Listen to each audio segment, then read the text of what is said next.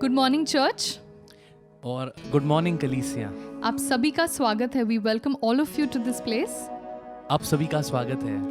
And isn't it such an exciting time to come in the presence of the Lord?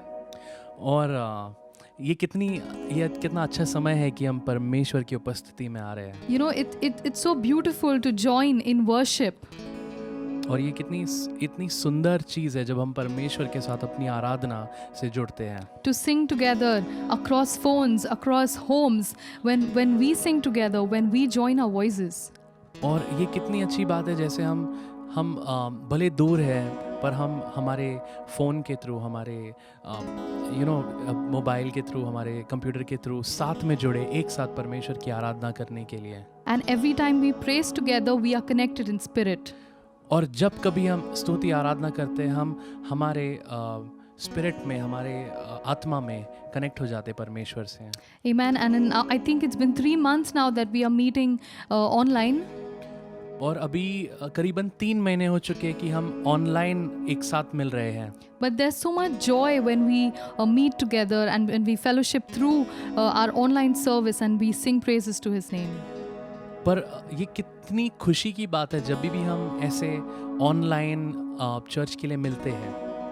Amen. Even as we worship together today, और जैसे हम आज आराधना और स्तुति करते हैं, you know, I just want us to remember one thing, मैं ये याद दिलाना चाहती हूँ, that when we sing together, when we praise together, जब कभी हम परमेश्वर की आराधना और स्तुति एक मिलकर करते हैं, it has the capacity to bring heaven down on earth. उसमें ये क्षमता है कि वो स्वर्ग को इस धरती पर ला सकता है। Yes, I will say that again. Every time we worship, every time we take His name, we declare heaven on earth. और जब कब हम स्तुति और आराधना करते हैं, हम स्वर्ग को इस पृथ्वी पर लाते हैं। And this is the salvation of the Lord. और ये ही परमेश्वर का साल्वेशन है। You know, it is not something that we wait for, but it's something that we release every day. ये ऐसी चीज़ नहीं है जिसके लिए हम रुकते हैं हर दिन, पर ये हम खुद रिलीज करते हैं अपने जीवन से। Amen. And even as we sing songs of worship, we sing it in a way that we release heaven on earth. और हम गाने भी जैसे गाते हैं, हम ये कर रहे हैं कि हम स्वर्ग को इस धरती पर पुकार रहे हैं। We sing it as a declaration of releasing heaven on earth. और हम ये एक घोषणा समान कर रहे हैं।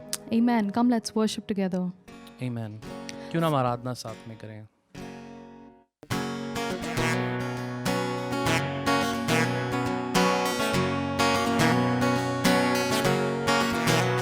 There's a place where the streets shine with the glory of the Lamb. There's a way we can go there, we can live there beyond time. There's a place where the streets shine with the glory of the Lamb. There's a way we can go there, we can live there beyond time. Because of you, because of you, because of your love, because of your love.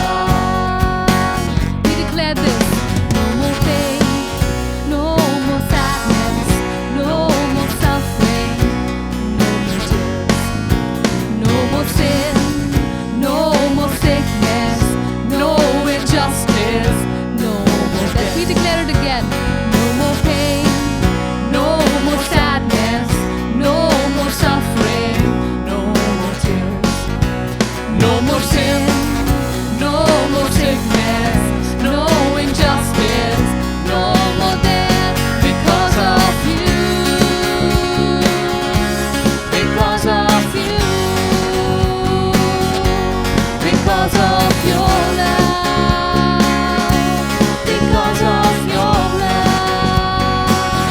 Oh, our sins are washed away, and we will live forever. And now we have this hope because of you. Oh, we'll see you face to face, and we will dance together in the city of our God because of you. There's a joy everlasting. There's a joy everlasting. There is gladness, there is peace. There is wine ever flowing. There's a wedding, there's a feast. There's joy everlasting. There is gladness, there is peace. There's wine ever flowing.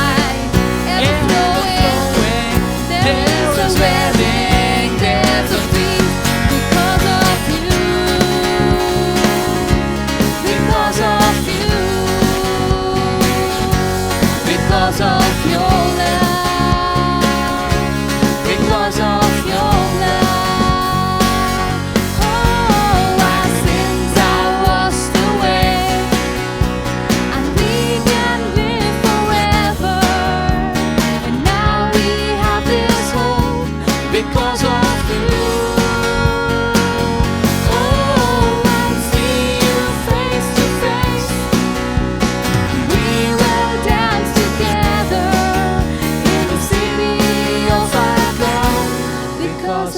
you.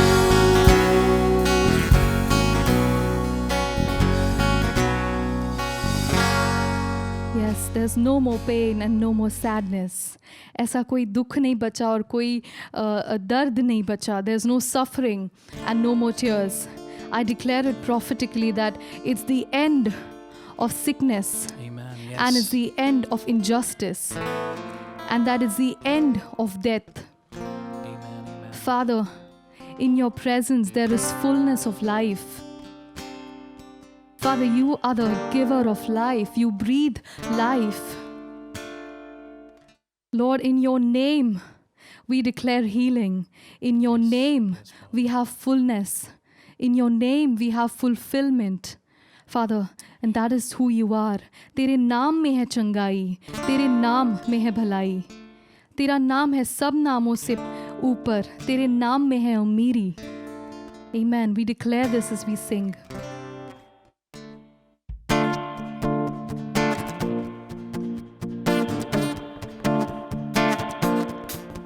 तेरे नाम में चंगाई, तेरे नाम में रिहाई, तेरे नाम में भलाई, तेरे नाम की दुहाई, तेरे नाम में चंगाई, तेरे नाम में रिहाई, तेरे नाम में भलाई, तेरे नाम की दुहाई. तेरा नाम है सब नामों से पार. तेरे नाम से हम पाते हैं नजात. तेरा नाम है सब नामों में पार. तेरे नाम में हम पाते हैं नजात. यीशुआ, यीशुआ, यीशुआ, यीशुआ.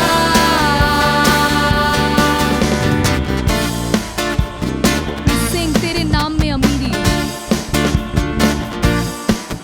तेरे नाम में अमीरी, तेरे नाम में है खुशी, तेरे नाम में सलामती, तेरे नाम की हो स्तुति. तेरे नाम में अमीरी, तेरे नाम में है खुशी, तेरे नाम में सलामती, तेरे नाम की हो स्तुति. तेरा नाम है सब नामों में पार. तेरे नाम से हम पाते हैं नजात.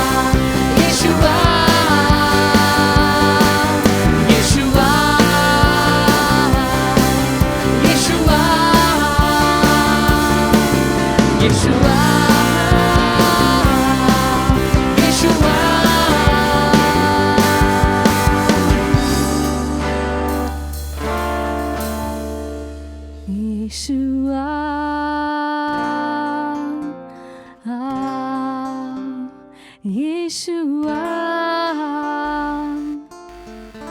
We declare your name on our situations, Lord. हम आपके नाम की घोषणा करते हैं हर एक उपस्थिति में, हर एक सिचुएशन में. Lord, we declare your name wherever we go, Lord. We declare the glory of your name. We declare the fullness of your name. Yes, yes, Lord. Amen. Even as we sing the next song speaks about the character of God. It speaks about the nature of God. He is a life giver. वो जीवन देने वाला प्रभु है. He's a hope giver. He is a restorer. Today I declare in your life a fresh renewing of His glory. I declare in your life a fresh downpouring of His grace. एक ऐसे नए तरीके में मैं घोषणा करती हूँ कि आप प्रभु के ग्लोरी को महसूस कर पाओगे. You'll be able to see it in your situations, in your life, that there is newness. There is newness every time you come before Him. And I speak it now. I speak it in your situation. Amen, Lord. You are life.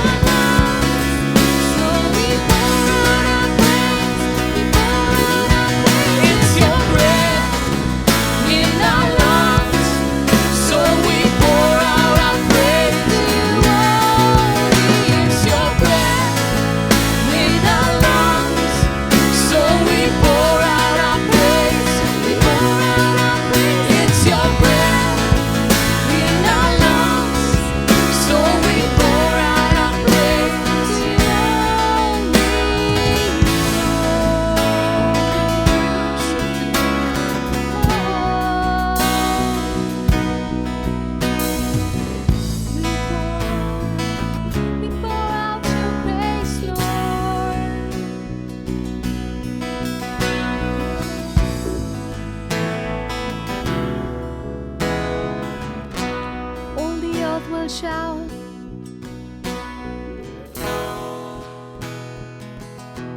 All the earth will shout your name. Our hearts will cry. The bones will sing. Great are you, Lord. Oh, all the earth will shout your name. Our hearts will cry. These bones will sing. Great are you, Lord. All the earth will shout your praise. Our hearts will cry. These bones will sing. Great are you, Lord. All the earth will shout. All the earth will shout your praise. Our hearts will cry. These bones will sing. Great are you, Lord. And we will shout.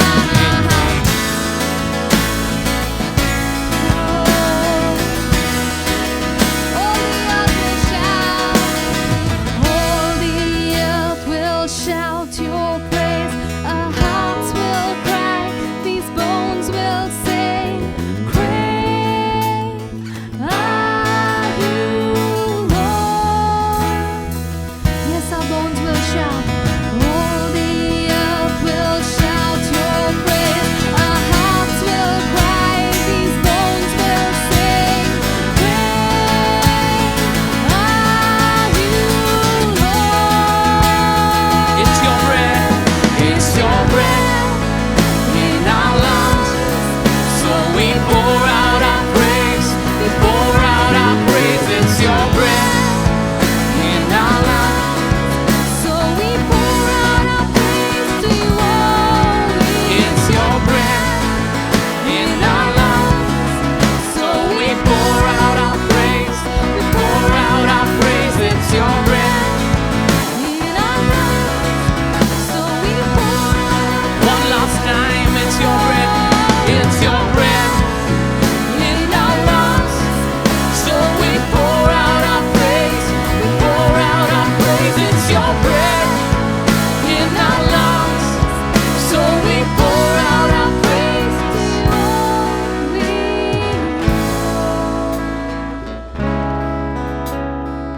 pour it out to you, Lord.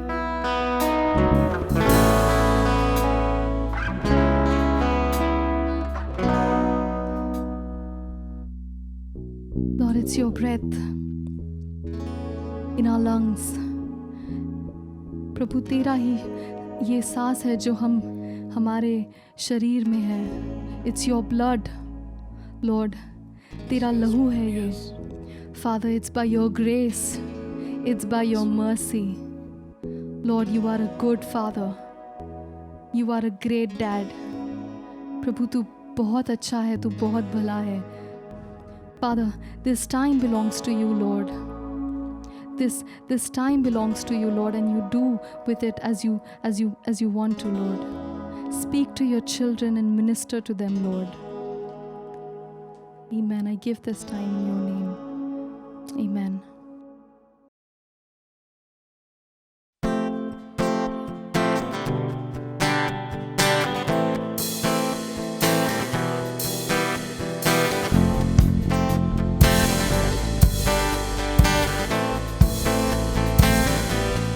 God is fighting for us. God is on our side.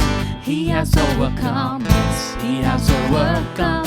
We will not be shaken. We will not be moved. Jesus, you are here.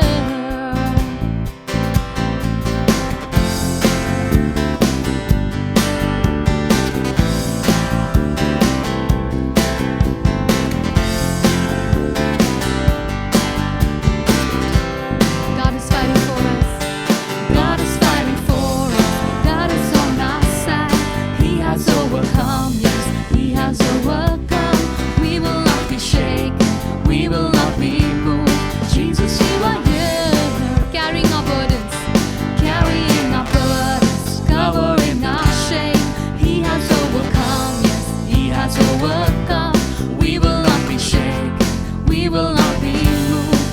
Jesus, you are here. And I will live, I will not die. The resurrection power of Christ alive in me, and I am free in Jesus' name. And I will live, I will not die. I will declare and lift you high. Christ revealed, and I am free in Jesus' name.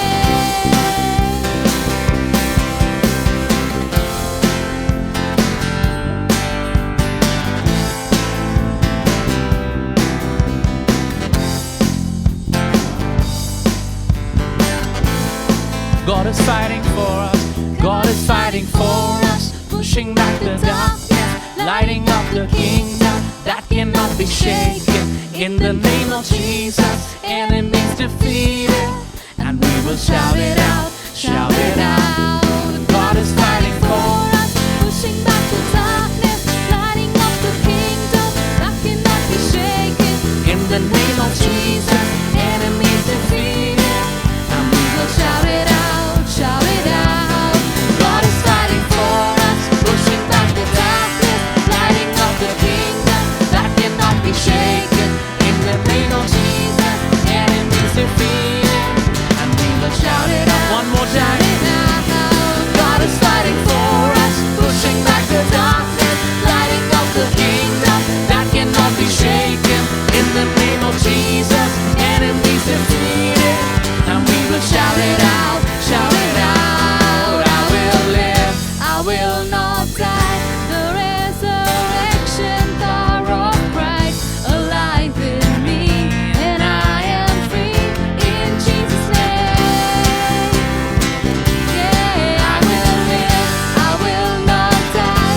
I will declare and lift you high. Christ revealed, and I am healed in Jesus' name.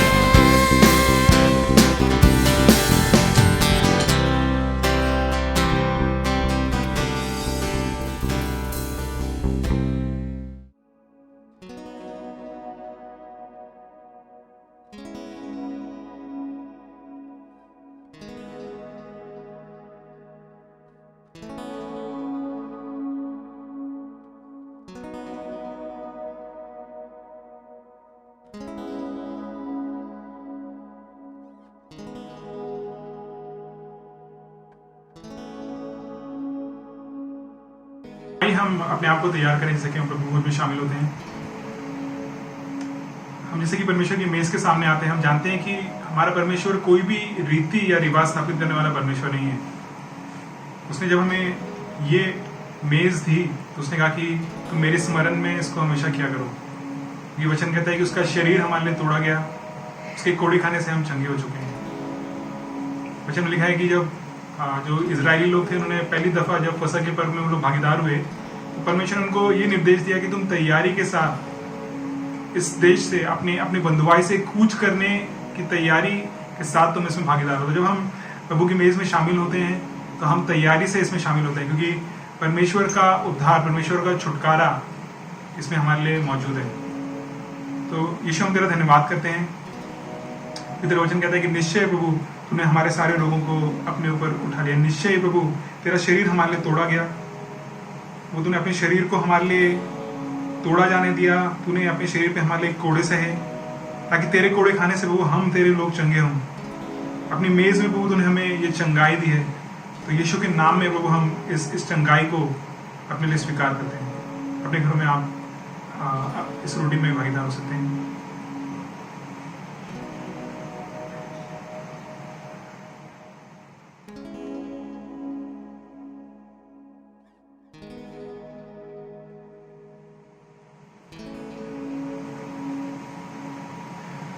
वचन ऐसा कहता है कि उसका लहू हमारे लिए बहाया गया, उसके लहू बहाने से हमें उद्धार मिला। प्रकाशित वाक्य की किताब उसका 12 अध्याय उसकी 11वीं आयत में से लिखा है कि उन्होंने जय पाई। अंग्रेजी में से कहता है कि and they overcame him by the blood of the lamb and by the word of the testimony.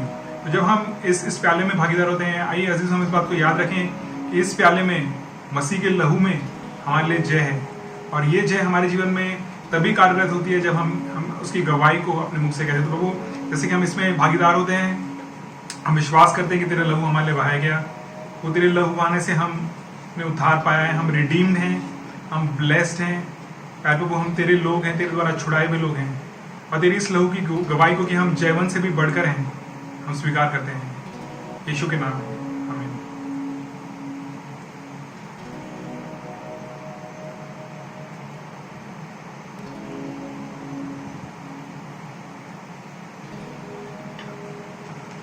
परमेश्वर आप सबको आशीष दे।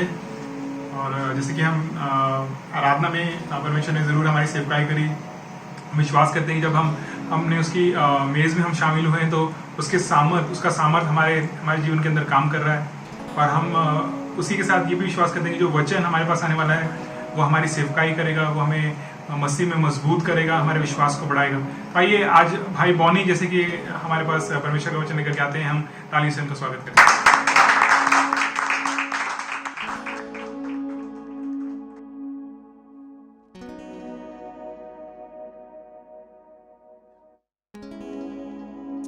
Praise the Lord.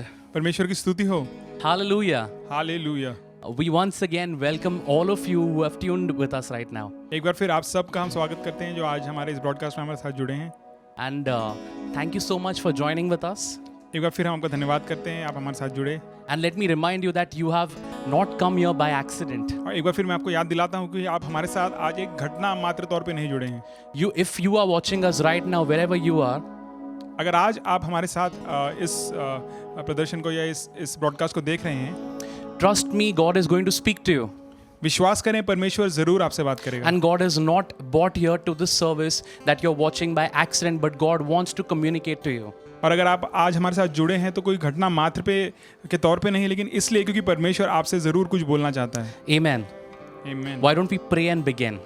आइए हम प्रार्थना करें, इससे पहले हम शुरू करें। Heavenly Father, हे हमारे स्वर्गीय पिता, thank you, Father, that we trust you, Lord, in every step, Lord. पिता हम तेरा धन्यवाद करते हैं कि अपने जीवन के हर कदम में हम तुझ पे भरोसा कर सकते हैं। Father, Lord, thank you, Lord, for being our guiding light and our strength, Lord. पिता हम तेरा धन्यवाद करते हैं कि तू मार्ग के लिए हमारी ज्योति है, और वो तू हमें बुद्धि और समझ देता है। Father, Lord, your word is a lamp unto my feet and a light unto my path, Lord. वो हमारे कदमों के लिए तेरा वचन प्रभु ज्योति है, हमारे मार्गों के लिए वो रोशनी है। So, Father, Lord, I just pray, Lord, that even as we stand here, Father, Lord, as your ministers, Father, Lord, help us to speak your heart, Lord. तो पिता हम प्रार्थना करते हैं कि जैसे हम यहाँ पे तेरे वचन की सेवकाई करते हुए, तेरी सेवा करते हुए यहाँ पे खड़े हैं, प्रभु हम प्रार्थना करते हैं अपने वचन के द्वारा तू अपने लोगों को सेवकाई कर। Father, Lord, speak to your people through us, Lord. अपने लोगों से प्रभु तू हमारे द्वारा बात कर। And let your word minister and bring forth, Father, Lord, a new revelation, a new fragrance, Lord. प्रभु होने दे कि तेरा वचन एक नया प्रकाशन, एक नई सुगंध लोगों तक पहुंचाए। In Jesus' name we pray this. इस प्रार्थना को हम यीशु के नाम में मांगते हैं। Amen. आमीन। Amen. I just want to start this message by giving you some words of excellence, some words of encouragement. इससे पहले कि हम इस संदेश को शुरू करें, मैं चाहता हूं कि आपको कुछ मैं उत्तेजित करने के और उम्दा शब्दों को आपको बताऊं। You know, if you look at Exodus 14 verse 14, अगर आप निर्गमन की किताब देखेंगे, उसका 14 अध्याय, उसकी 14वीं आयत। why don't you turn that with me right now? आइए मेरे साथ आप इस वचन को खोलें। If you have your Bibles or on your phone, if you can check. अगर आपके पास आपकी बाइबल है या फिर अपने फ़ोन में भी अगर आपकी बाइबल है तो आप उसमें देख सकते हैं। Exodus 14:14. निर्गमन की किताब उसका 14 अध्याय, उसकी 14 आयत। अंग्रेजी में ऐसा कहती है, the Lord shall fight for you and ye shall hold your peace. Hindi में ऐसे कहेंगे कि प्रभु यहोवा खुद तुम्हारे लिए लड़ेगा, तुम चुपचाप रहना। Wow, what an encouraging thing to hear that your God fights for you. और कितनी ही उत्साहित करने वाली बात यह है कि हमारा परमेश्वर या फिर तुम्हारा परमेश्वर तुम्हारे लिए लड़ता है। Amen. Let's look at Psalms 118 verse 17. आइए देखें भजन 118 उसका 17 आयत। It says, yes, Psalms 118 verse 17.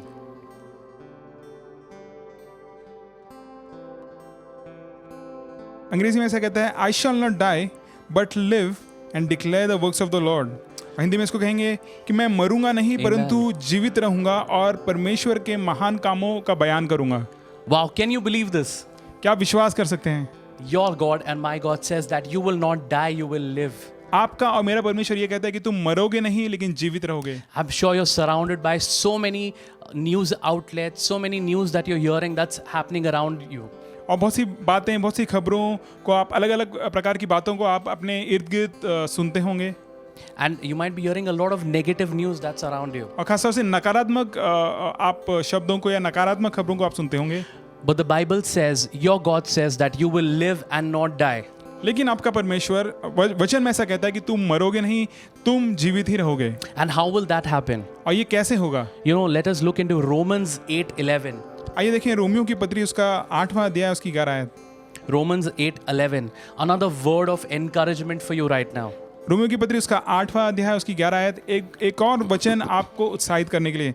अंग्रेजी में ऐसा कहता है, but if the spirit of him that raised up Jesus from the dead dwell in you, he that raised up Christ from the dead shall also quicken your mortal bodies by his spirit that dwelleth in you। Hindi में हम ऐसा कहेंगे कि Amen. लेकिन अगर उसका आत्मा जिसने मसीह को, जिसने यीशु को मरे हुए में से जिलाया तुम्हारे अंदर वास करता है, तो वो जिसने मसीह को मरे हुए में से जिलाया वो तुम्हारे शरीरों को भी उसके आत्मा के द्वारा जिलाएगा। Wow. Can you believe this?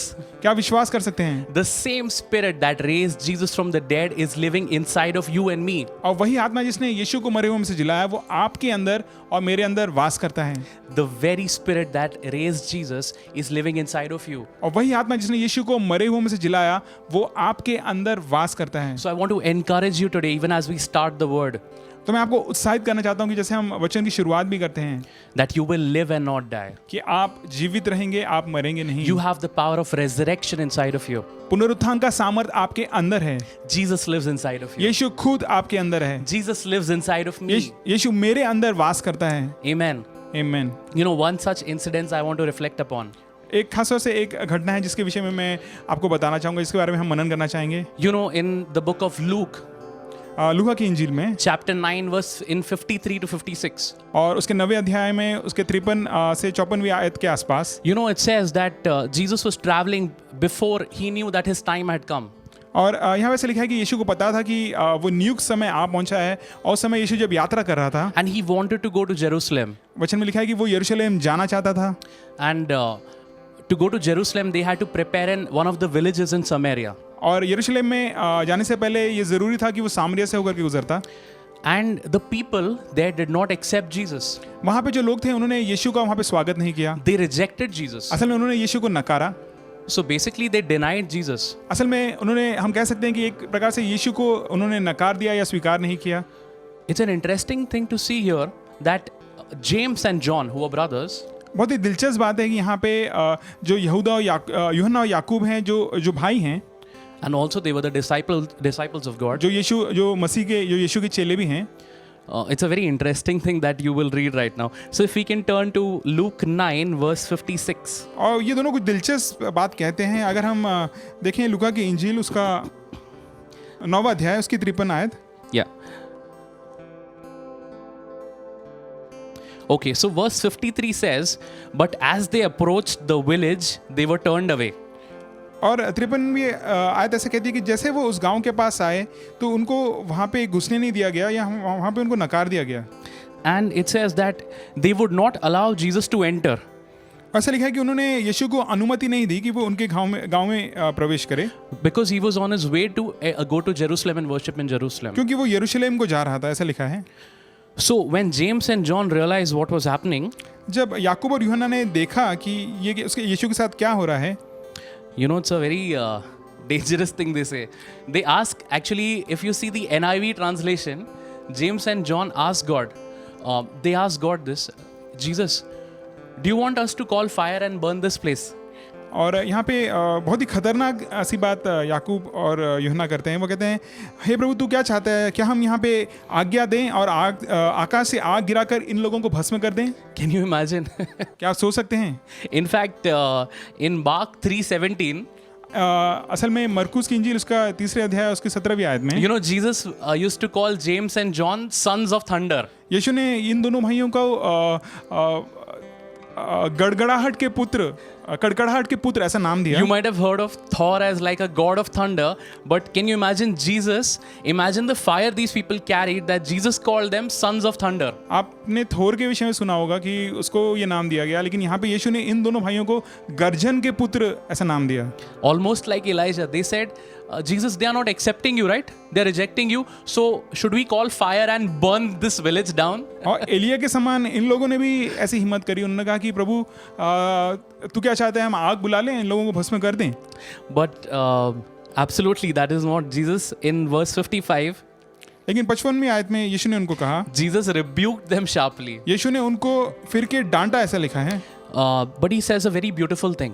और बहुत ही सुंदर बात वो यहाँ पे कहता है। He says, don't you realize what comes from your heart when you say that? और उसने कहा कि तुम्हारे दिल से, तुम्हारे मुंह से ये बातें निकलती हैं, तो क्या तुम्हें समझ में नहीं आता कि तुम किस आत्मा के हो? For the Son of Man did not come to destroy life, but to bring life on earth. क्योंकि मनुष्य का पुत्र लोगों के प्राणों को नाश करने नहीं वरन बचाने के लिए आया है। Church, I want to remind anyone who's watching us right now. इस समय जो कोई भी हमारी बातों को सुन रहा है, मैं आपको एक बार फिर याद दिलाना चाहता हूँ। And I want to remind this very strongly to all of you. और एक बार फिर बड़ी मजबूती से हम सबको मैं ये बात याद दिलाना चाहता हूँ। We as a church, we as a community, हम कलीसिया होने के नाते, हम जो समाज हैं उसके नाते, we do not believe that any pandemic, any crisis, any locust attack, any disease is given by God. हम ये कदापि विश्वास नहीं करते कि किसी भी प्रकार की बीमारी या फिर टिड्डियों का हमला या फिर मनुष्य जाति पे कोई भी बीमारी के पीछे या फिर कोई भी बुराई के पीछे परमेश्वर का कोई भी हाथ है। You know, there are a lot of messages and sermons that sadly, or I don't know what to say, but that people are preaching that, you know, this is God purifying the world. God is purifying people by sending a virus like this. और आप भी पढ़ते होंगे WhatsApp में वगैरह आपको messages आते होंगे, कई लोग इस बात का प्रचार भी करते हैं और लोग कहते हैं कि असल में परमेश्वर ना दुनिया को शुद्ध कर रहा है, परमेश्वर बीमारी भेज रहा है और एक प्रकार का शुद्धिकरण दुनिया में चल रहा है। Yes, exactly. They're saying that God is sending fire from heaven to purify the people and take away all the filth and clear the earth. Absolutely wrong. और वो ऐसा कहते हैं कि ये एक प्रकार से परमेश्वर की आग है जो पृथ्वी पे उतर रही है और परमेश्वर शुद्ध कर रहा है मानव जाति को, और मैं कहूँगा ये बिल्कुल ही गलत है। We as a church, as a community want to tell you that this is not who our God is, who your God is. कलीसिया होने के नाते और हमारे समाज होने के नाते मैं आपको इस बात की शाश्वती देना चाहता हूँ कि हमारा परमेश्वर ऐसा बिल्कुल भी नहीं है। Hallelujah. Hallelujah. Do you believe this? क्या इस बात पे विश्वास करते हैं? Amen. In John 10:10 it says the thief comes to steal, kill and destroy. और यूहन्ना की इंजील उसका 10वां अध्याय उसकी 10वीं आयत में से लिखा है कि चोर चोरी करने के लिए और घात करने के लिए, नाश करने के लिए आता है। But I come to give you life and life of abundance. लेकिन यीशु इसलिए आया, यीशु ने कहा कि मैं इसलिए आया हूँ कि तुम जीवन पाओ और बहुतायत का जीवन पाओ। The very example that we saw right now in Luke 9:53, when disciples said, "Let's burn this village," Jesus said, "Change your heart because I have not come here to destroy." और जब इसका बिल्कुल साफ हम उदाहरण देखते हैं इस घटना में, जहाँ पे लूका की इंजील 9वें अध्याय में इन दोनों चेलों ने कहा कि प्रभु हम आग बुला लेते हैं, यीशु ने कहा कि अपने दिल को तुम बदलो क्योंकि मैं मनुष्यों को नाश करने के लिए नहीं आया हूँ। That was not what Jesus came on earth for. यीशु पृथ्वी पे इस मकसद के साथ नहीं आया था। Turmoils and accidents are not caused by God. और संसार में जो क्लेश आती हैं या फिर दुर्घटनाएं होती हैं, परमेश्वर उनके पीछे नहीं है। Your God will run for that one sheep and leave the 99. He will not let one sheep be destroyed to save 99. सोच के देखें, आपका परमेश्वर तो ऐसा है कि अगर एक भेड़ भी भटक जाए तो 99 को छोड़ के एक भेड़ के पीछे भागता है। So do not trust what you hear everything from the outside. तो जो कुछ भी आप बातें यहाँ पे अपने आसपास होते हुए सुनते हैं, जरूरी नहीं है कि आप हर बात पे भरोसा करने लगें। But when you lean your hearts to the word of God, लेकिन जब अपने दिल को आप परमेश्वर के वचन की तरफ झुकाते हैं, you will find truth there. आप उसके वचन में सच्चाई You will पाएंगे, find life there. आप उसके वचन में जीवन Because in पाएंगे। John 3:16 he says, when God so loved the world that he gave his son. और क्योंकि यूहन्ना की इंजील उसके 3 अध्याय और 16 आयत में ऐसा लिखा है कि परमेश्वर ने असल में संसार से ऐसा प्रेम किया कि उसने अपना इकलौता पुत्र दे दिया। So even if someone who does not believe in Jesus does not mean Jesus did not die for them. तो अगर कोई यीशु पे भरोसा नहीं करता है तो इसका मतलब ये नहीं है कि यीशु उसके लिए नहीं मरा। Jesus died for everyone who believes or does not believe. असल में यीशु सबके लिए मरा, चाहे वो उस पर इस समय विश्वास कर रहा है या नहीं कर रहा है। Eternity is a choice of belief, but Jesus died for every single person on this earth. और अनंत काल जो है वो इस चुनाव पे अब निर्भर करता है कि लोग क्या विश्वास करते हैं। That's why the Bible says that whosoever believe in him shall have eternal life. इसलिए वचन में से लिखा है कि जो कोई इस पे विश्वास करेगा वो अनंत जीवन पाएगा। So once again want to remind you before we start, your God has not come to steal, kill and destroy. That's what the thief does. और एक बार फिर हम आपको याद दिलाना चाहते हैं कि आपका परमेश्वर चोरी नहीं करता है, घात नहीं करता है, नाश नहीं करता है, क्योंकि ये काम चोर का है। आपका परमेश्वर का काम जीवन देना है। Your God is no thief. आपका परमेश्वर कोई चोर नहीं है। Your God is a giver of life. आपका परमेश्वर जीवन देने वाला परमेश्वर Your है। God is a giver of life. आपका परमेश्वर जीवन को देता है। The very resurrection power lives inside of you and me. और याद करिए वचन में ऐसा लिखा है कि पुनरुत्थान का सामर्थ, जो जीवन का Amen. सामर्थ है, वो आपके अंदर वास करता है। Hallelujah. Hallelujah. On that note, let us begin our word. और आइए इन सब बातों को अपने मन में रखते हुए हम Amen. वचन को देखेंगे। Amen, amen. You know, there's so much of fear that's outside. दुनिया भर में हम देखते हैं आसपास बहुत बहुत भय का माहौल है। And God has been given a lot of bad names. और उन लोगों के खुद की सोच की वजह से परमेश्वर को बुरा नाम दिया जाता है। Yes, but if we reflect in the Bible, we see our God has a heart of life. परमेश्वर का नाम ना खराब करते हुए अगर हम वचन की ओर ध्यान देंगे तो हम पाएंगे कि हमारा परमेश्वर असल में जीवन देने वाला परमेश्वर है। Amen. You know, we are called to walk by faith and not by sight.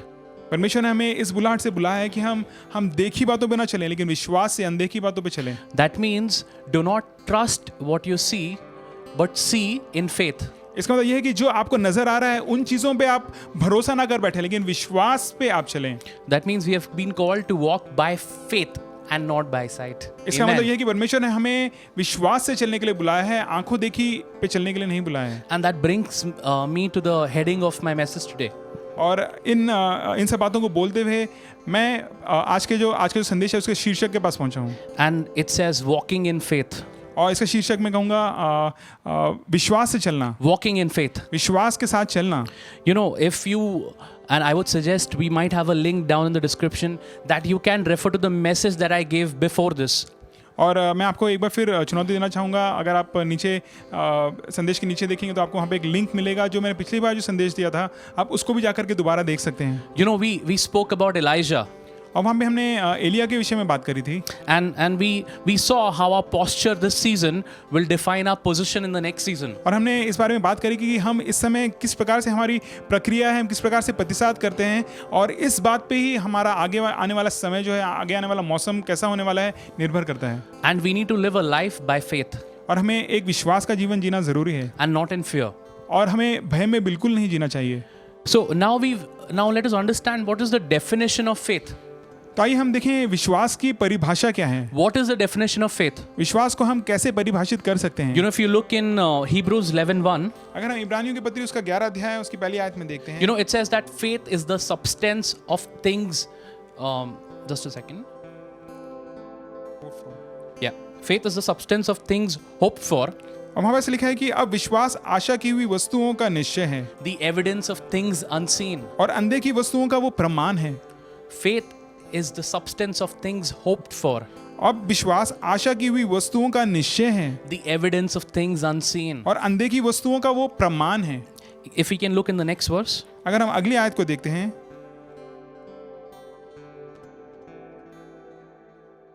इसमें ऐसे लिखा है कि by this the elders obtained a good report. Hindi में से कहेंगे Amen. क्योंकि इसी के विषय में पूर्वजों की अच्छी गवाही दी गई।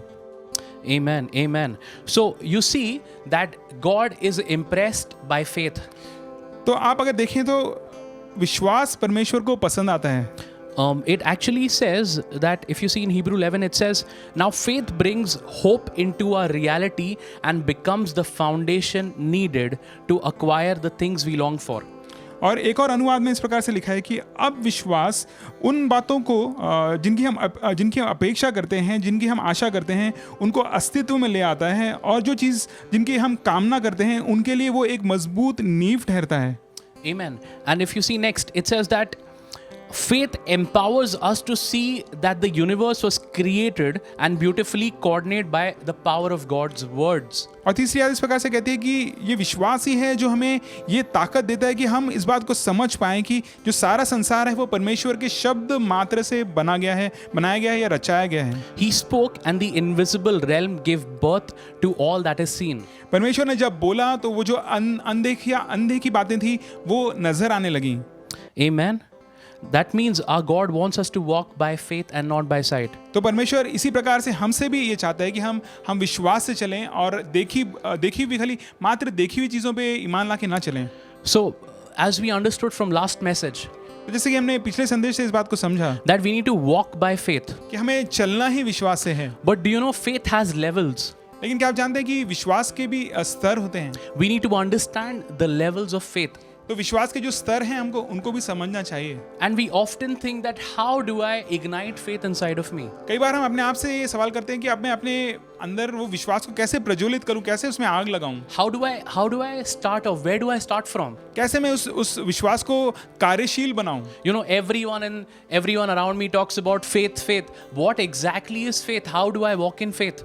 और मेरे आसपास तो सारे लोग विश्वास की बात करते हैं, लेकिन ये विश्वास है क्या, इसको मैं कैसे काम में लाऊं, How do I understand faith? मैं विश्वास को समझूं भी कैसे। You know, let us look at the next verse immediately. That's Hebrew 11:4. और उसकी अगली आयत में हम देखें, It says, by faith, Abel offered to God a more excellent sacrifice than Cain. This is NKJV version. और अगली आयत चौथी आयत इस प्रकार से कहती है, विश्वास ही से हाबिल ने कैन से उत्तम बलिदान परमेश्वर के लिए चढ़ाया। Abel brought a sacrifice to God. हाबिल परमेश्वर के लिए एक बलिदान लाया। You know, the highest form of sacrifice is worship. सबसे बड़ा हम कह सकते हैं कि सबसे बड़ा किसी प्रकार अगर कोई बलिदान हो सकता है वो आराधना है। The highest form of sacrifice is worship. सबसे बड़ा बलिदान आराधना है। So if you translate this verse in that way, Abel brought his worship to God. तो अगर आप इस प्रकार से इस आयत को देखते हैं तो हम कह सकते हैं कि हाबिल परमेश्वर के लिए उत्तम आराधना लाया। And how did he bring his sacrifice to God? और किस तरीके से वो अपना इस बलिदान को परमेश्वर के सामने लेकर के It आया? says by faith. यहाँ पे ऐसा लिखा है कि वो विश्वास के द्वारा उसने ऐसा किया। So we need to make a foundation that the level 1 of faith is worship by faith. तो हमें इस बात की नींव रखनी इस समय ज़रूरी है कि सबसे पहला जो विश्वास का स्तर है वो है विश्वास के द्वारा आराधना करना। Amen. Can we turn to John 4:23? आइए देखें यूहन्ना की इंजील उसका चौथा अध्याय उसकी 23 आयत।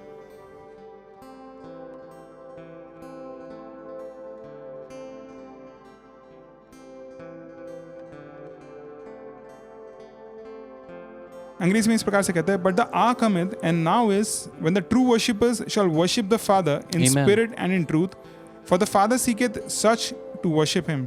और यीशु कहता है कि लेकिन वो समय आता है जब जो सच्चे आराधक हैं वो परमेश्वर की आराधना आत्मा और सच्चाई से करेंगे, क्योंकि पिता ऐसे ही आराधकों को खोजता है। Amen. Worship cannot be taught. आराधना किसी को सिखाई नहीं जा सकती है। I cannot teach you how to worship. मैं आपको सिखा नहीं सकता कि आप कैसे आराधना करें। Worship is a lifestyle. आराधना करना असल में एक जीवन का तरीका है। So to understand the foundation of faith, the level 1 of understanding faith is worship by faith. So the first thing you need to do is worship. तो विश्वास के अगर स्तरों में आप बढ़ना चाहते हैं तो हम कहेंगे कि जो पहला स्तर है वो है आराधना। सबसे पहले अगर आपको विश्वास में बढ़ना है तो सबसे पहले आपको आराधना करना है। Amen. We can look at what happened with Paul and Silas. हम पौल और सिलास के साथ क्या हुआ हम उसको देख सकते हैं। I will not go in the verse, which will take a lot of time to read the whole, but the context of it. और हम पढ़ेंगे नहीं उस घटना को कि उसमें समय लगेगा, लेकिन अगर हम उसके संदर्भ को समझने की कोशिश करें। Paul and Silas were locked down. Paul और सिलास बंदी गृह में थे। They were locked down. और उनको जैसे कि सलाखों में जकड़ के बंदी बनाया गया था। You know, their hands and legs were in chains and shackles. इसका मतलब है कि उनके हाथ और पैरों को कड़ियों से बांध दिया गया था। In that posture, और इस प्रकार से सोचेंगे जब वो इस प्रकार से बंधे हुए थे, they still sang songs of worship. ऐसे समय में वो परमेश्वर के लिए आराधना के गीत गा रहे थे। They were worshiping God. वो परमेश्वर की आराधना कर रहे थे। In lockdown. वो उस समय जब वो ताला बंद थे या बंदीगृह में थे वो परमेश्वर की आराधना कर रहे थे। I'll say that again. They were worshiping in lockdown. एक बार फिर मैं आपको बताऊंगा, वो ताला बंदी में या फिर वो जब बंदीगृह में थे तब वो परमेश्वर की आराधना कर रहे थे। Relatable? You're in lockdown right now. क्या आप इस बात से कुछ अपने साथ मेल खा पा रहे हैं, क्योंकि इस समय हम भी ताला बंदी में ही हैं। You know, a true worshipper is someone who's seen crisis, who has seen pain.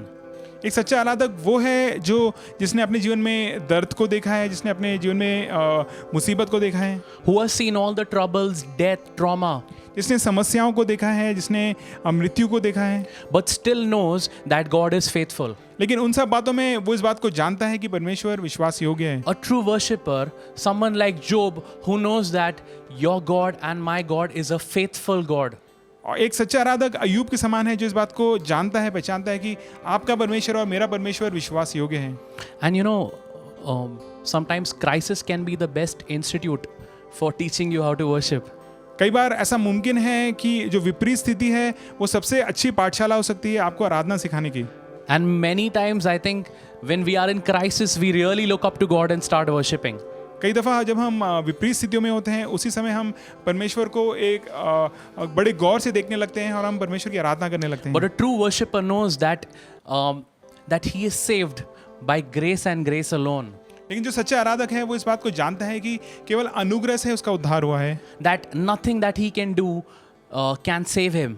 कि ऐसा कुछ भी काम नहीं है जो वो कर सकता है जिसकी वजह से वो अपने आप को बचा सके, He is saved by grace. क्योंकि अनुग्रह से उसका उद्धार हुआ है। And he knows that his God is in control. वो इस बात को जानता है कि उसका परमेश्वर सब बातों पे परमेश्वर का काबू है। That is what Abel brought to God.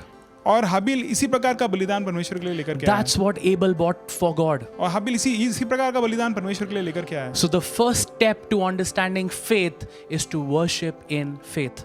विश्वास को अगर आपको समझना है तो उसका पहला कदम हम कहेंगे कि विश्वास असल में परमेश्वर की आराधना करना है। पहला कदम परमेश्वर की आराधना करना है। Probably you विश्वास में। can write it in the comments or you can write it in your own diaries. First step of faith is to worship in faith. विश्वास का पहला कदम विश्वास से परमेश्वर की आराधना करना है। अगर आप चाहें तो इसको कमेंट्स में या फिर अपने जहाँ पे आप नोट्स बना रहे हैं वहाँ पे लिख सकते हैं। Amen. Amen. Now let us, so now that you've understood how do I develop my faith, तो जब हमने इस पहली बात को देखा है तो मैं अपने विश्वास को और कैसे बढ़ाऊं, उसमें और कैसे परिपक्व हो जाऊं। so let's move to level 2. आइए अब हम दूसरे स्तर की ओर देखते हैं। Level 2 is walking by faith. दूसरा स्तर विश्वास के द्वारा चलना है। You know, Hebrews 11, 5 and 6. इब्रानियों की पत्री उसका 11 अध्याय उसकी 5 और 6 आयतें। So verse 4, we saw we worship in faith. Now we see how we walk in faith in the next verse. तो अभी हमने देखा कि कैसे हम विश्वास से हम आराधना कर सकते हैं और अब हम आगे देखेंगे कैसे हम चल सकते हैं विश्वास से। So the very next verse says, by faith Enoch was taken away, so he did not see death.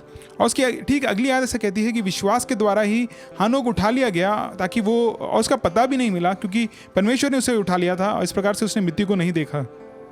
He did not see death हानोक ने मृत्यु को नहीं देखा and was not found because God had taken him.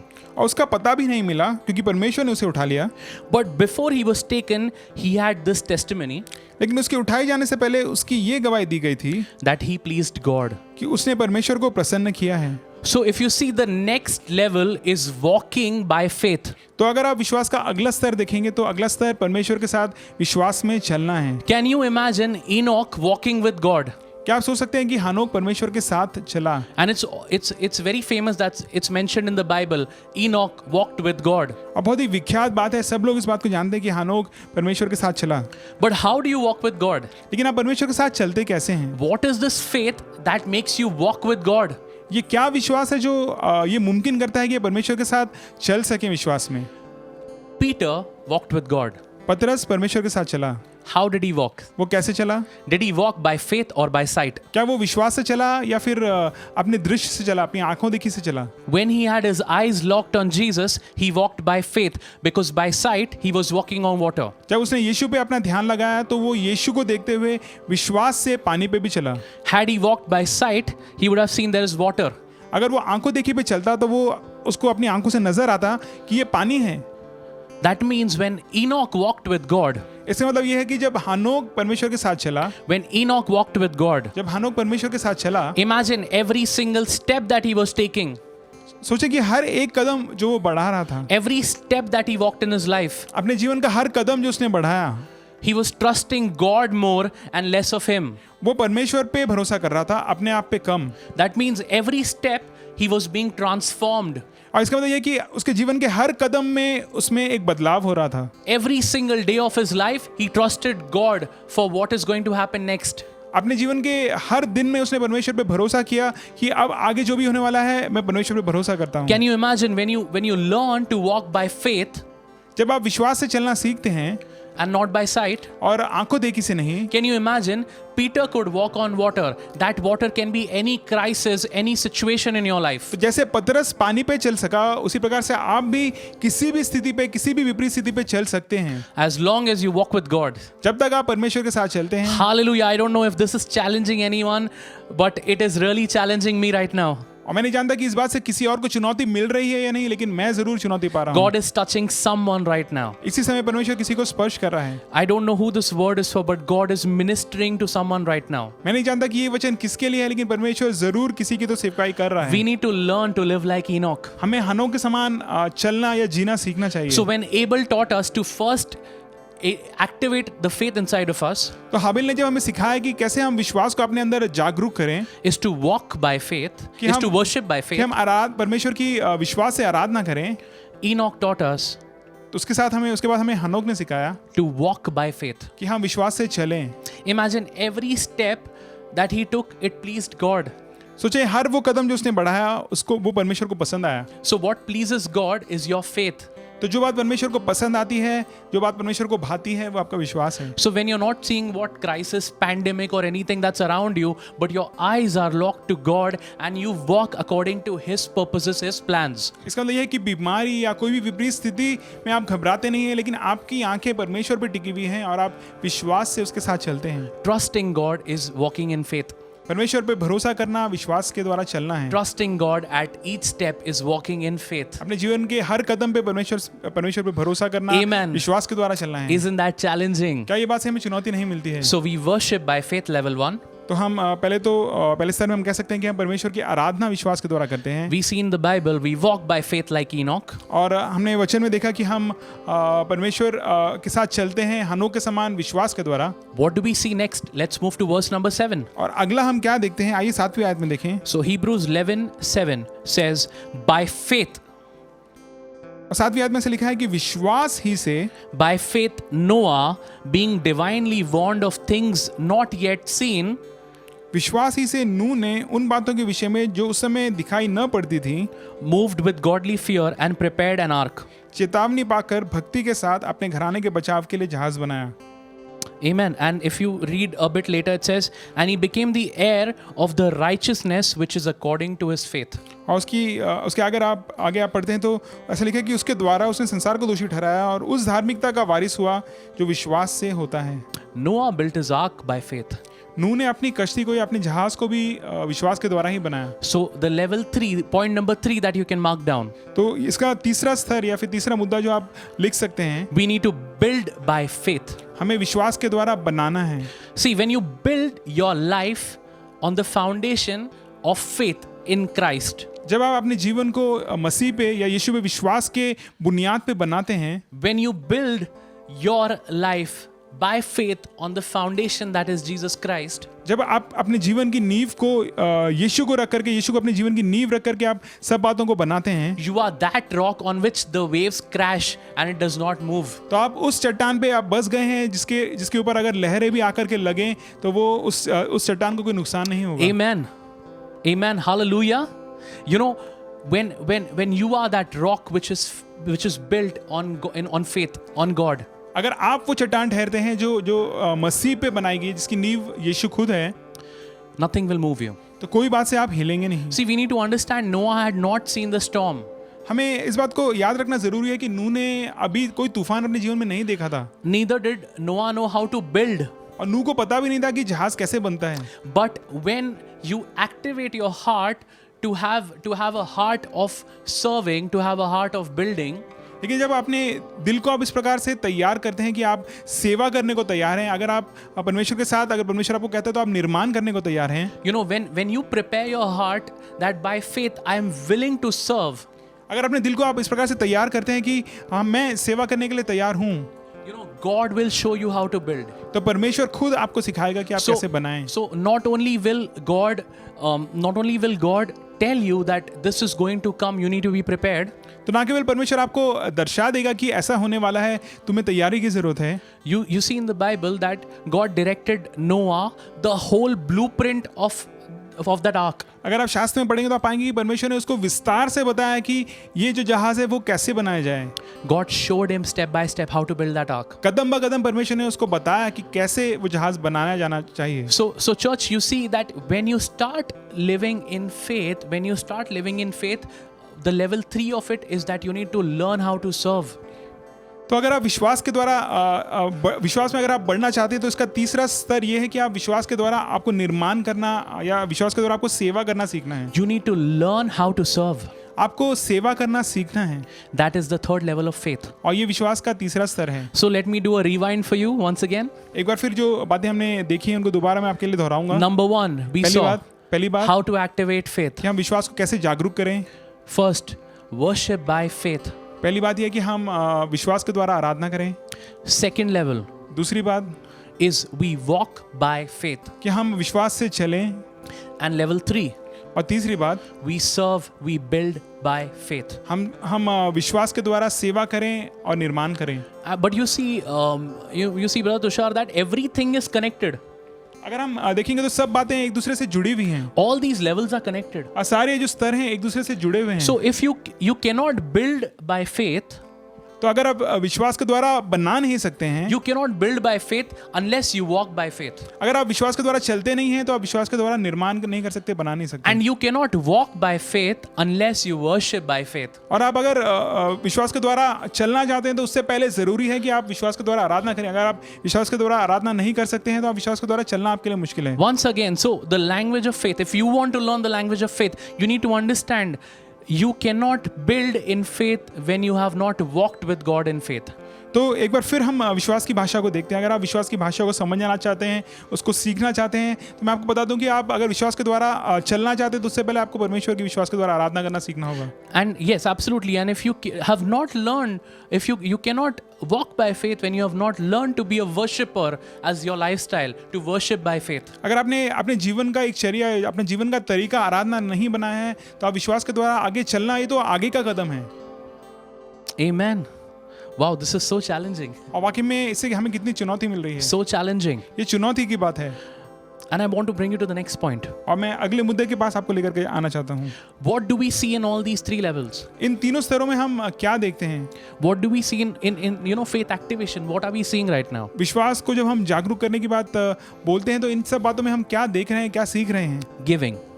देना, ये सब देने की बातें हैं। Repeat with me, giving. मेरे बात आप दोहराएं, देना। Abel gave his best offering. हाबिल ने अपना उत्तम बलिदान परमेश्वर को दिया। Enoch gave his own desires and trusted God's desires. और हनोक ने अपनी खुद की इच्छाओं को दे दिया और परमेश्वर की इच्छाओं को और बेहतर जाना, बेहतर माना। Noah gave all his time. और नूह ने अपना सारा समय परमेश्वर को दे दिया। At all levels of faith, we need to learn is giving. तो विश्वास का कोई भी स्तर क्यों ना हो, हमें हर स्तर में देना सीखना चाहिए। At all levels of faith, the one thing that is established is we have to become a giver. और विश्वास का कोई भी स्तर क्यों ना हो, एक बात सब बातों में सामान्य है, वो ये है कि देना जरूरी है। You know, today, we are in a lifestyle that all of it, everything that we do is we want new gadgets. और आजकल दुनिया का जीने का तरीका ये है कि दुनिया को सब चीज़ें चाहिए, लोगों को चीज़ें चाहिए। मुझे ये नई चीज़ बाजार में आई है, मुझे ये चाहिए। I want this. I want that latest episode on Netflix. और Netflix में ये एपिसोड सबसे अभी आया है, मुझे वो चाहिए। You know, I don't know, yeah. My local pastor, my church is only 20 people. I don't like his message. I only want to listen to that message that I listen to. और मेरे जहाँ पे मैं कलीसिया में जाता हूँ उसमें तो बहुत कम लोग आते हैं। पासवान भी जो प्रचार करते हैं मुझे कुछ खास पसंद नहीं आता है। मुझे वो प्रचारक का वो वाला संदेश चाहिए। I just love this preacher's way of preaching. I only want that. और ये प्रचारक जिस प्रकार से बोलता है ना, मुझे वो ही पसंद आता है, मुझे वो चाहिए। I don't like this hotel. I just like that food. If I'm not getting that food, I don't like the food. और मुझे ये जगह पसंद नहीं है खाने के लिए, वो जगह पे जो खाना है ना वो ही मुझे पसंद है। It's all about me. और हम सब केवल अपने विषय में सोचते हैं। My requirement, my life, मेरी जरूरत है, ये मेरा जीवन है। everything surrounds my desires. हर चीज हमारे इच्छाओं के आसपास बनी रहती है। But a lifestyle and language of faith cannot be learned without unlearning being a selfish person. लेकिन अगर आप स्वार्थी हैं तो आप विश्वास की चाल नहीं सीख सकते। You cannot be a taker and live by faith. आप केवल लेने वाले बन करके विश्वास का जीवन नहीं जी सकते। Because the core foundation of the language of faith is giving, क्योंकि विश्वास में एक मुख्य मुद्दा देना है, is serving. वो सेवा करना है। Let me put this in another word. It's serving. और दूसरे शब्दों में देने को मैं ये बताऊं कि ये दूसरों को देना मतलब सेवा करना है। It's to serve. सेवा करना है, परमेश्वर की सेवा करना है। You know, if we look in John 13, अगर हम यूहन्ना की इंजील में देखेंगे उसके 13 अध्याय में, I'm sure I'm probably running out of time. और शायद जो समय नियुक्त है शायद हम उसके पास पहुंच रहे हैं। But bear with me that God is giving a revelation that is so strong right now, which is needed. लेकिन आप मेरे साथ कृपया बने रहें क्योंकि परमेश्वर ऐसी कोई बात हमें सिखा रहा है जो हमारे लिए बहुत ज़रूरतमंद है। So I request you to hold on and stay in the message. मैं चाहता हूँ कि आप लोग कायम रहें और संदेश में हमारे साथ जुड़े रहें। So let's look at serving. तो आइए सेवा करने के बारे में हम देखें। You know, in John 13, you can read at your home from verse 1 to 17. और यूहन्ना की इंजील उसके 13 अध्याय अगर आप अपने घर में भी पढ़ सकते हैं, पहले से 17वीं आयतों में। You know, it goes that now Jesus knew that his time had come. वहाँ पे ऐसा लिखा है कि अब यीशु जानता था कि उसका समय आ पहुंचा है। He knew his time had come. यीशु जानता था कि उसका समय आ पहुंचा है। And he wanted to have one final supper with his disciples. ऐसा लिखा है कि वो एक आखिरी भोजन अपने चेलों के साथ करने के लिए बड़ा इच्छुक था। You know, and he wanted to teach them the core of his life. और अपने जीवन की जो मूल बात है वो अपने चेलों को सिखाना चाहता था। Is to serve. और वो ये थी कि यीशु सेवा करने के लिए आया So था। what Jesus did is he unrobed himself. ऐसा किया कि यीशु ने अपने भारी वस्त्र उतार दिए। Everything that he had, all the glitz and all that, all the garments and everything that he was wearing, he took it aside. और जो भी उसने कपड़े अपने ऊपर डाले हुए थे, जो भी हम कह सकते हैं चमक धमक की बात, ये ऊपरी बातें यीशु ने वो सारी चीजें निकाल करके एक तरफ करी। And he wore a kind of a gird, probably call it a towel that he wore on his waist. और एक प्रकार से हम कह सकते हैं एक तौलिया उसने अपने आप के ऊपर लपेट लिया। And what did he do next? और फिर उसने अगली चीज क्या करी? He bent down. वो नीचे की ओर झुका He took a bowl of water. और वो उसने एक बर्तन में पानी लिया।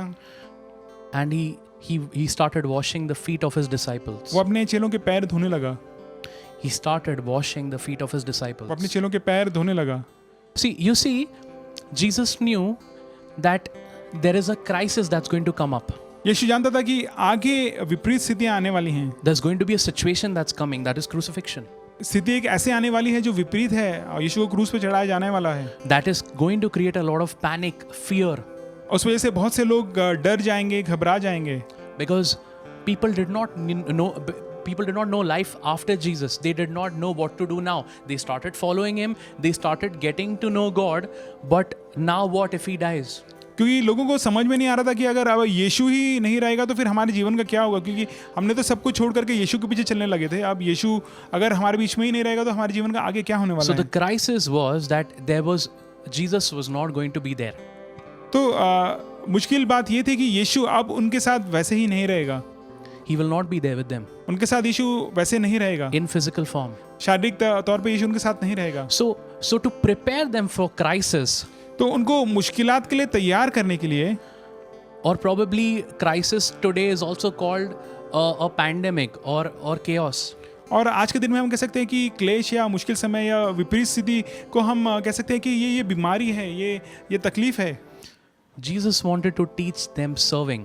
यीशु लोगों को सेवा करना सिखाना चाहता था। That's why he wanted to serve the disciples इसलिए यीशु अपने चेलों की सेवा करना चाहता था before the crisis that was to come. इससे पहले कि वो विपरीत स्थिति का सामना भी करें, यीशु पहले उनकी सेवा करना चाहता था। And Jesus knew this one thing, यीशु इस एक बात को जानता था that the way to his transformation कि उसके बदलाव के लिए जो मार्ग है is to serve now. वो ये है कि वो पहले इस समय सेवा करे। The way to his transformation यीशु के खुद के बदलाव के लिए is to serve right now. ये बात जरूरी है कि वो अब इस समय सेवा करे। You know, if you read that passage, he knew Judas is going to betray him. अगर आप यहाँ पे वाक्यांश को सब पढ़ेंगे तो आप जानेंगे कि वो उसको पता था कि यहूदा इस्करियोती उसको उनके साथ धोखा करने वाला है। He said he knew Peter was going to deny.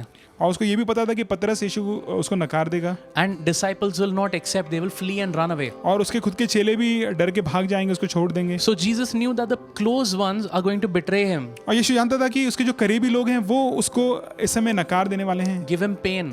उसके वजह से उसको दुख होगा। His close ones are going to give him pain. उसके खुद के अजीज लोग, उसके खुद के करीबी लोग उसको इस समय दुख देने वाले हैं। But Jesus was teaching them to serve people who cause you pain. लेकिन यीशु उनको ये सिखा रहा था कि वही लोग जिनको तुम जानते हो कि तुमको ये लोग क्लेश देंगे, तुमको ये लोग दुख देंगे, उन्हीं लोगों की सेवा की जाए। The very people that hurt you, the very people that impacted your life, Christ was teaching to wash their feet, to serve those very people. वही लोग जो आपको नकार देने वाले हैं, वही लोग जो आपको छोड़ करके चले जाएंगे, यीशु यहाँ पे सिखा रहा है कि उन्हीं लोगों की तुम सेवा करो। Whoever is listening right now, I want to challenge you that when you learn to honor and serve, जो कोई भी यहाँ पे हमारी बात सुन रहा हो, मैं आपको चुनौती देना चाहता हूँ, अगर हम सीख जाते हैं कि सेवा करना क्या है, when you learn to serve in a crisis, in a pandemic, in a situation, अगर आप आदर करना, अगर आप सेवा करना सीख जाते हैं, अगर आपकी स्थिति विपरीत भी आपको नजर आ रही है, आप खुद मुसीबत में हैं, लेकिन उस मुसीबत में अगर आप दूसरों की सेवा करने को तैयार हैं, अगर आप इस बात को सीख जाते हैं, God is going to transform you in the next season. परमेश्वर आने वाले मौसम में आपको बदल देगा। Hallelujah. Hallelujah. Can you imagine? Jesus knew that his way to his transformation is to serve right now. That's the only thing I want to teach these disciples before I go.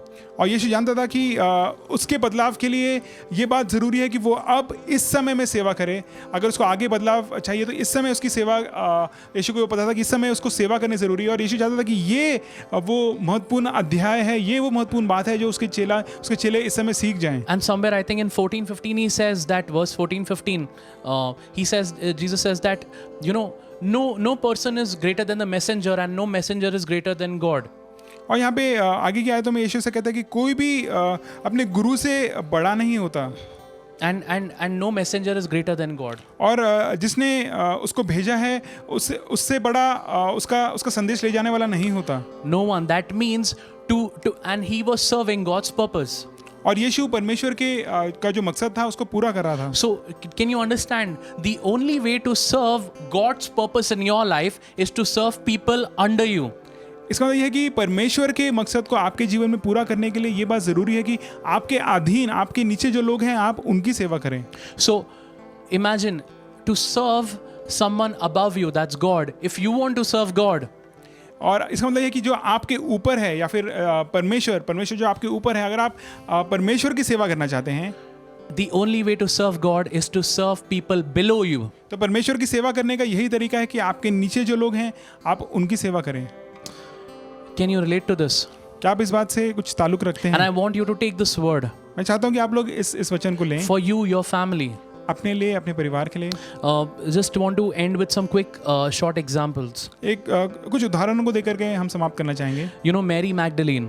मेरी मगदलिनी के विषय में हम जानते हैं। As we know, Jesus delivered her from 7 demons. इसलिए हम जानते हैं कि यीशु ने उसको 7 दुष्ट आत्माओं से छुटकारा दिया था।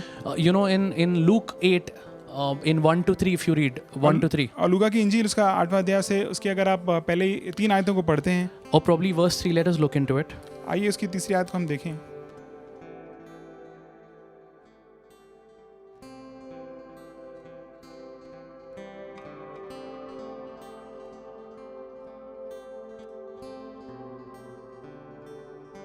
Yeah, it says, now it came to pass afterward that he went to every city, village, preaching and bringing glad tidings of the kingdom of God. इसके बाद वह नगर नगर और गांव गांव प्रचार करता हुआ और परमेश्वर के राज का सुसमाचार सुनाता हुआ फिरने लगा। And with him were the 12 disciples, और वे 12 उसके साथ थे, and also certain women who had been healed of evil spirits and infirmities. और कुछ स्त्रियां भी जो दुष्ट आत्माओं से और बीमारियों से छुड़ाई गई थी। Mary Magdalene, मेरी मगदलिनी, out of whom had come 7 demons. जिसमें से 7 दुष्ट आत्माएं निकली थी। There are other names also, Joanna and Susanna. और दूसरी जो स्त्रियां हैं उनके नाम भी यहाँ पे लिखे गए हैं। And it says that, and many others who provided for Jesus' ministry, who provided substance. और ऐसे लिखा है कि बहुत सी और स्त्रियां भी ये अपनी संपत्ति से यीशु की सेवा करती थीं। So you see here that Mary was actually of her own finances, of her own earnings, तो यहाँ पे जो मरियम थी वो अपनी खुद के पैसों के द्वारा, from her own savings, जो उसने खुद बचा के रखे थे अपने लिए, उन्हीं पैसों के द्वारा she was giving it for Jesus' वो ministry. यीशु की सेवकाई के लिए वो पैसों को लगाती थी। She was serving by whatever she had. जो कुछ भी उसके पास था उसको लेकर के वो यीशु की सेवा करती थी। Can you imagine? You might think, why does Jesus need money? आप सोच सकते हैं, अगर आप कल्पना करेंगे तो आप कहेंगे कि भाई लेकिन यीशु को पैसा क्यों चाहिए, Or material or substance or anything. या फिर उसको किसी भी चीज़ की ज़रूरत क्यों पड़ेगी। But God is setting an example here. लेकिन यहाँ परमेश्वर यहाँ पे कुछ हमें उदाहरण दे रहे हैं। And God does not do anything that we read in Bible by accident. और जो कुछ भी हम शास्त्र में पढ़ते हैं, परमेश्वर ने एक फालतू में या बेमतलब से अपने वचन में बातों को नहीं लिखा है। And let me show you why. और मैं आपको बता दूं यहाँ पे क्या संदर्भ है, क्या If you मतलब look है। at John 19 verse 25, अगर आप यूहन्ना की इंजील और उसका 19 अध्याय और 25वीं आयत को देखते हैं, turn with me to John 19 आइए मेरे साथ देखें यूहन्ना की इंजील उसका 19 अध्याय उसकी 25 आयत, verse 25. उसकी 25 आयत। It says, now there stood by the cross of Jesus was his mother, his sister, Mary, wife of Clopas, and Mary Magdalene. हाँ वैसे लिखा है, यीशु के उस क्रूस के पास उसकी माता की बहन मरियम, क्लोपास की पत्नी और मरियम मगदलिनी खड़ी थी। So at the cross, when no disciples were there, तो उस क्रूस के पास जहाँ पे कोई भी चेला उस समय मौजूद नहीं था, so probably at crisis, तो हम कह सकते हैं कि जब विपरीत स्थिति थी, when in fear no one could be there. जब डर की वजह से कोई यीशु के साथ खड़ा नहीं रह पाया, Can you imagine? Mary Magdalene stood there. उस समय में, उस स्थिति में मरियम मगदलिनी वहाँ पे थी।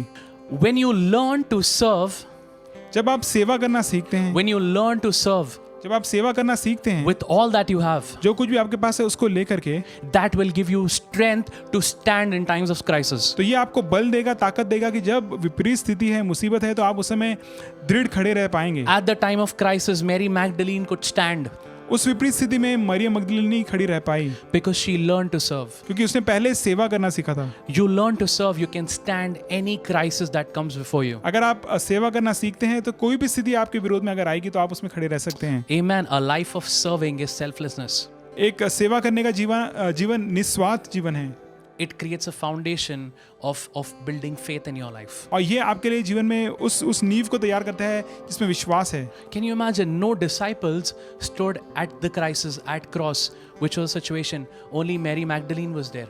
आप सोच के देखें कि यीशु के जो चेले थे उनमें से कोई भी यहाँ पे उसे क्रूस के पास खड़ा नहीं था और केवल मरियम मगदलिनी थी। And let me show you something that will blow your mind. और एक और बात मैं आपको बताऊं जिससे शायद आपके होश उड़ जाएं। Mark 16:9. Turn with me to Mark 16:9. मरकुस की इंजील उसका 16 अध्याय उसकी 9वीं आयत।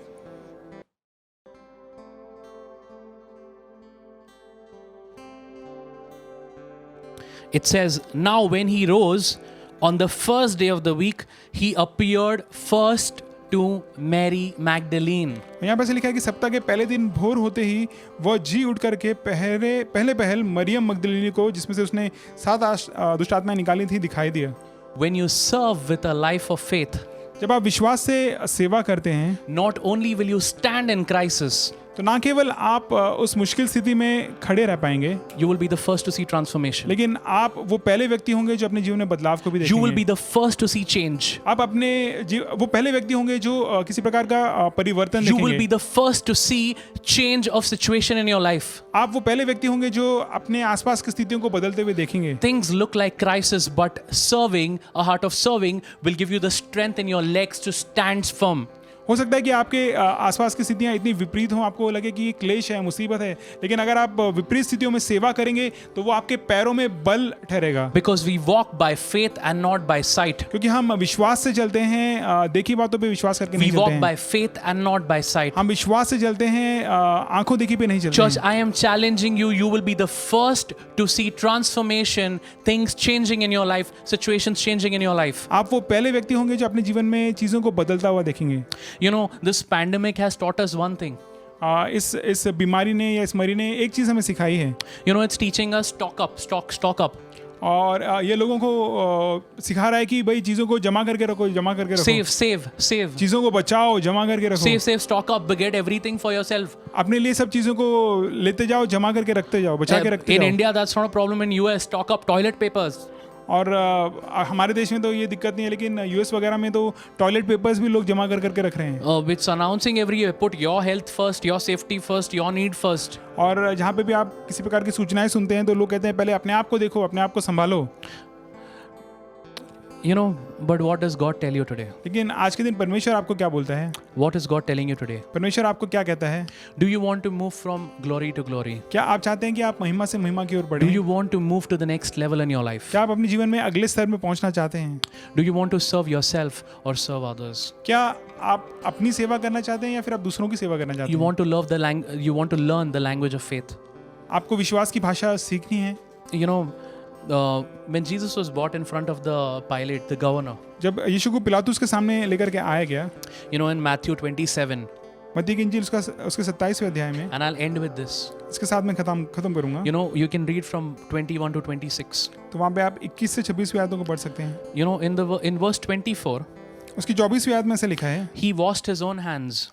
पिलातुस ने अपने खुद के हाथ धो लिए। So the reference is Jesus was brought to in front of the Pilate and said that we want to crucify him. ऐसा हुआ कि यीशु को पिलातुस के सामने लाया गया और लोग उसको कहने लगे कि इस व्यक्ति को हम चाहते हैं कि तू क्रूस पे चढ़ा। So the Pilate said, he took Jesus to the crowd and he asked the crowd, what do you want? Do you want Barabbas or do you want Jesus? Who do you want to sacrifice? और फिर आगे की बात यह है कि पिलातुस यीशु को और बरअब्बास को लोगों के सामने लेकर के गया। उनको कहा कि तुम क्या चाहते हो कि मैं किसको छोड़ूं, यीशु को या फिर बरअब्बास को?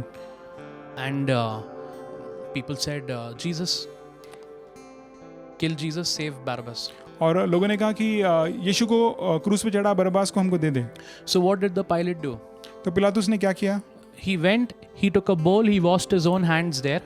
पिलातुस गया, उसने एक बर्तन लिया, उसमें उसने पानी डाल करके अपने खुद के हाथ धोए। He said, I don't know about you all, but I am keeping myself safe. उसने कहा कि तुम्हारे बारे में मुझे नहीं पता, मेरे हाथ तो धुल चुके हैं, मैं अपने आप को साफ रखता हूँ, I'm washing my own hands. मैं अपने हाथों को धोता हूँ। I am not a part of this. इन चीज़ों में मैं भागीदार नहीं हूँ। Can you see what the Pilate did versus what Jesus did? क्या आप देख रहे हैं कि पिलातुस ने क्या किया और यीशु ने क्या किया? When crisis came, जब मुश्किल स्थिति आई, you know, in other words, when this crisis, when a pandemic, if you can say, or a situation came, तो विपरीत स्थिति आई या फिर हम कह सकते हैं मरी आई और मुसीबत आई। Pilate said, boss, I am going to save myself. पिलातुस ने कहा कि मैं तो अपने आप को बचा रहा हूँ, अपने हाथ धोता हूँ, I will wash my own hands. मैं अपने खुद के हाथ धो ले रहा हूँ। But when Jesus knew his time had come, when crisis is going to come, लेकिन जब यीशु को ये पता लगा कि अब विपरीत स्थिति आई है और वो क्लेश का समय आ पहुंचा है, before washing hands, he washed feet. उसने चेलों के पैर धोए। He washed their feet. यीशु ने दूसरों के या उसके चेलों के पैर धोए। In times of crisis, Jesus is teaching us, learn to serve. और मुश्किल समय में यीशु हमें ये सिखा रहा है कि हम दूसरों की सेवा करें, Learn to serve. दूसरों की सेवा करें, Learn to serve. हम सेवा करना सीखें। That's the message for today. ये आज के लिए हमारे लिए संदेश है। Learn to give. देना सीखें, That's how you're going to accelerate in this life of faith. और इसी प्रकार से आप इस विश्वास के जीवन में आगे बढ़ेंगे, This is how you're going to accelerate, move ahead. और इसी प्रकार से आप आगे बढ़ पाएंगे। This is what Jesus teaches us. यही यीशु हमें सिखाता है। Amen. Hallelujah. आमीन, hallelujah. Thank you, and I hope you are encouraged by this word today. मैं आपका धन्यवाद करता हूँ। उम्मीद है कि आज के वजन से आपने चुनौती पाई होगी, आप उत्साहित हुए होंगे। Let us pray and end. आइए हम प्रार्थना करें। हम Heavenly Father, thank you, Lord. स्वर्गीय पिता, हम तेरा धन्यवाद करते हैं। Thank you, Lord, that, Lord, what you teach us is not what the world is teaching, Father, Lord, and what you teach us is beautiful. प्रभु, जो तू हमें सिखाता है संसार हमें वो नहीं सिखाता है, और जो तू सिखाता है वही उत्तम है, वही सुंदर है। Thank you, Lord, for the powerful word that you've given to us, Lord. जो वचन तूने हमें दिया प्रभु, इस सामर्थ्य वचन के लिए हम तेरा धन्यवाद करते हैं। And I know, Father, Lord, that, Lord, we even as we abide with whatever you've taught us today, प्रभु, जो बातें तूने हमें सिखाई है, जैसे कि हम इन बातों में बने रहते हैं, Lord, that we will learn to give, Lord. प्रभु, हम देना सीखेंगे। not hold our fists closed. अपनी मुट्ठियों को हम बंद नहीं रखेंगे. But Father Lord, just Father Lord, like Abel, learn to give the best, Lord, to give the best. If it's material, money, if it's offering, Father Lord, tithes, if it's about giving anywhere in need, help us, Father Lord, like Abel, to give our best. और जिस प्रकार से हाबिल ने प्रभु तेरे लिए उत्तम बलिदान चढ़ाया, प्रभु हम भी अपने जीवन में, चाहे वो प्रभु भेंटों के विषय में हो, दशमांश के विषय में हो, किसी की सहायता के विषय में हो, प्रभु हम अपनी तरफ से उत्तम भेंट हम चढ़ा पाएं. Father Lord, like Enoch, help us, Father Lord, give, Lord, our Father Lord, our desires, Lord, and keep your desires first. अनोख के समान प्रभु तू हमें सिखा कि अपनी इच्छाओं को हम एक तरफ रखें और तेरी इच्छाओं पर चलें. Father Lord, like Noah, teach us, Father Lord, to build, Lord, as per your guidance, Lord. Give our time to you, Lord. नूह के समान तो हमें सिखा कि जैसे तू हमारा मार्गदर्शन करता है, हम वैसे अपने आप को या अपने जीवनों को या बातों को बनाएं. And Jesus, like you, Lord, and like how Mary Magdalene did, Lord, help us to serve, Father Lord. और वो जैसे कि तूने किया, जैसे कि मरियम मगदलीनी ने किया, प्रभु तू हमें सेवा करना सिखा. Father Lord, you have given us examples that how serving in the time of crisis will make us stand strong, Father Lord.